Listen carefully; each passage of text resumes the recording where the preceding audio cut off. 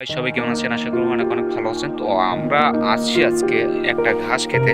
তো এই যে ঘাসটা আপনারা দেখতে পাচ্ছেন, এই যে পতিত জায়গায় এই ঘাসগুলো হয়। তো এই যে ঘাসের জাত আছে, এই ঘাসের নাম হলো আপনার জার্মান নেপিয়ার ঘাস। এই ঘাসগুলো প্রাণীদের মানে গরু ছাগলের খুবই প্রিয় একটা ঘাস, মজাদার একটা ঘাস। তো এই ঘাস দিলে আর কি অনেক পুষ্টি গুণ আছে এতে। এবং এই ঘাসগুলো যেখানে পতিত জমি আছে, ফালানো অনেক দিন পর্যন্ত পানি জমে থাকে, সেই পানিতে এই ঘাসগুলো জন্ম নেয়। সেই পানিতে এই ঘাসগুলো বেশি পরিমাণে ফলন দেয়। তো আপনারা যারা গরু কিংবা ছাগলের খামার করতে যাচ্ছেন, তাদের যদি ঘাসের জায়গা যদি না থাকে, তাহলে এই ঘাসগুলো আপনারা লাগাতে পারেন, আপনারা চাষ করতে পারেন। এই ঘাসগুলো আসলে এই ঘাসগুলো অনেক পুষ্টিকর